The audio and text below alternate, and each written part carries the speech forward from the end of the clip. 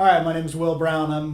Today I'm going to be talking about a couple of issues related to decision-making quality in boards of directors and our level of analysis thinking about groups and how groups function and operate. In particular, we're kind of curious about the processes and the procedures that happen inside the boardroom and with groups to be able to make these functional.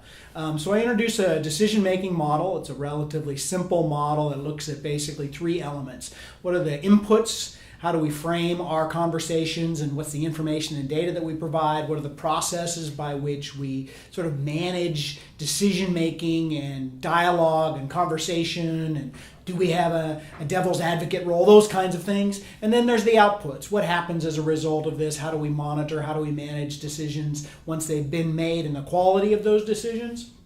We know that there's two major predictors associated with what happens in reference to how you get good decision quality. One is the people sitting around the table. Do you have good people, intelligent individuals who are committed and motivated for what's happening? And then how do you manage the process? And this is really critical. And so we're going to delve into that and really going to introduce a model of sort of conflict, because nobody really likes to have conflict, right? So it's the idea that somehow I'm feeling that my purposes are being thwarted by somebody in this room, or my preferences is kind of a definition of conflict.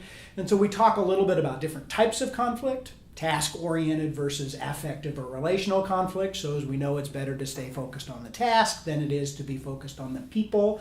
But inevitably, we find ourselves slipping between the two. And then we talk about different approaches to conflict, the extent to which people are sort of assertive or interested in their own interests or interested in the interests of the group, and talk a little bit about the methods by which we can sort of move our board members to be in a balanced approach, have some own interests, but how that you can be cooperative and get to a collaborative decision-making model, which really is a more effective way to be able to do that.